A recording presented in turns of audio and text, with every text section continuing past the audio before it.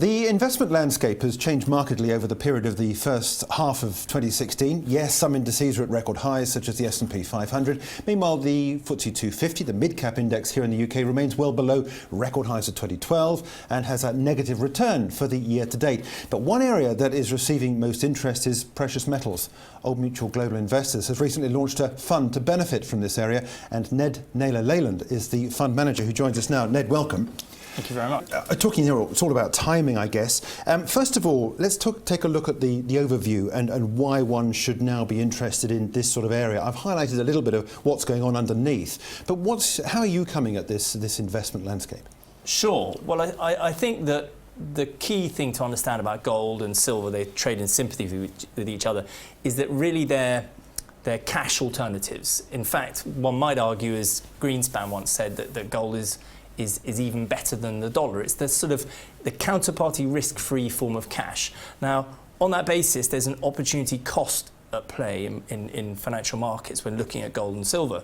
So when some people might say gold has no yield, well, in an environment where cash and near cash instruments are certainly on a real basis in terms of netting inflation away, are substantially negative in terms of yield, then gold and silver starts to look very attractive. And indeed, that negative real yield environment drove gold up to 2011.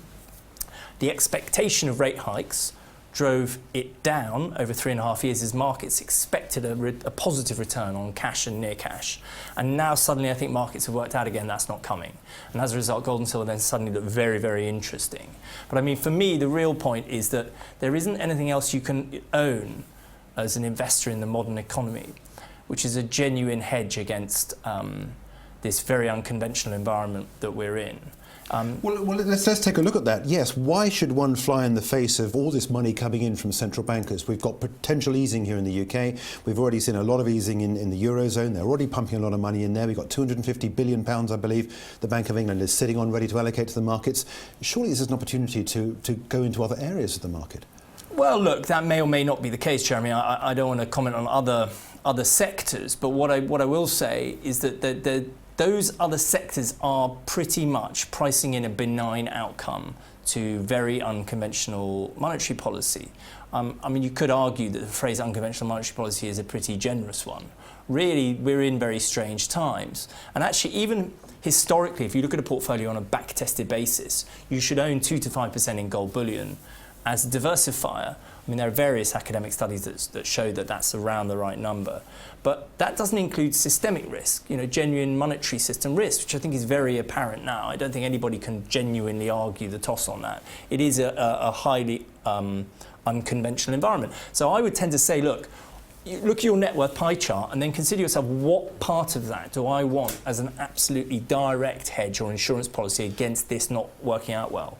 So where are we along the scale of, should we be defensive within this sector of gold and silver, neutral or bullish? Whereabouts along the scale are we, do you think, at the moment?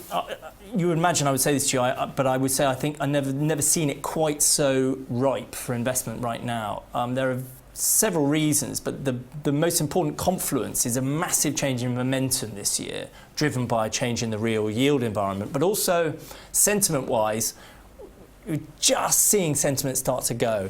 In other words, it hasn't actually caught up with the momentum in terms of what the market's doing. Sentiment's just turning, you can feel it, and you can see it. There are various indicators you can look at.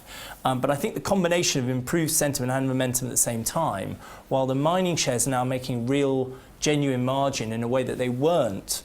2009, 2011 looked like a good period for gold investing, but the input costs of the mining companies were soaring at the time, whether it was energy or labour or domestic FX. All of these things were going up commensurately with the gold and silver price, and that's not the case now. So I think that there's a kind of almost a perfect storm for investing in the sector.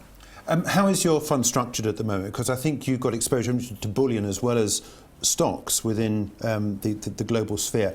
Let's take a look at how your fund is structured. Sure. So we take the view that if you're investing in gold, like I touched on earlier, you should be doing it out of the need for systemic insurance, really. Therefore, we try to de-risk to a degree what we do while retaining plenty of upside. And so we own physical, and we own physical in the form of what are called bullion funds, which are listed investment trusts in US and Canada. And we have 17% of the portfolio in those at the moment. So that's exposure to the price of gold and silver? To physical gold and silver. And the reason for that is because people generally do like to own both. They want to own the real stuff, but they also like the geared upside of the miners. And what we generally tend to say is that by owning silver equities, you've got a lot more torque built into your portfolio, and you don't need to own gold juniors or have a very long tail in the portfolio. So basically we have a blend of physical and mid-cap gold and silver mining stocks generally in production.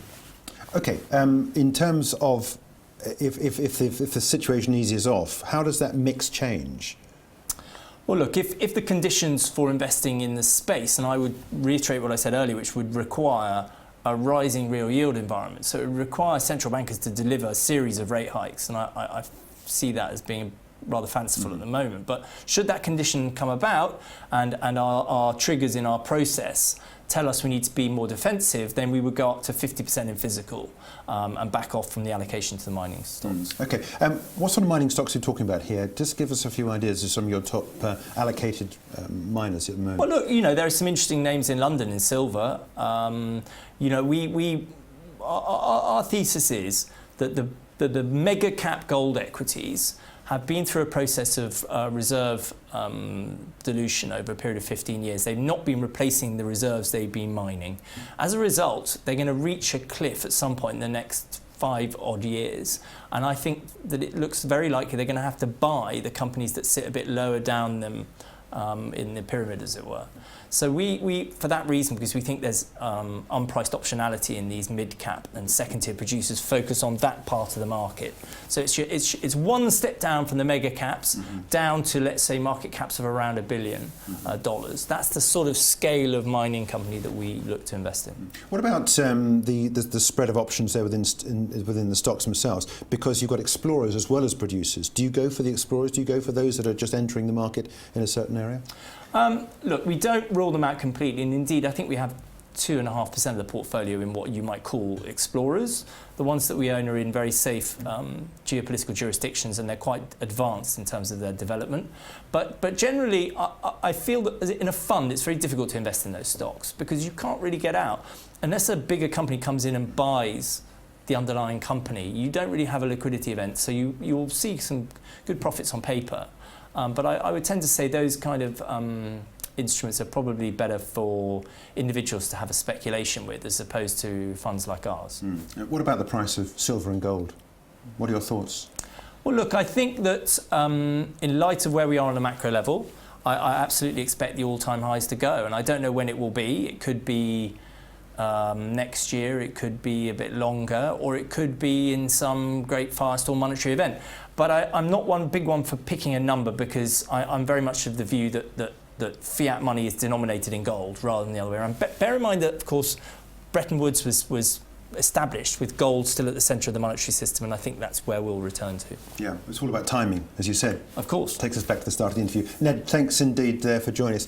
Ned Naylor-Leyland is the fund manager of the new gold and silver fund at Old Mutual Global Investors.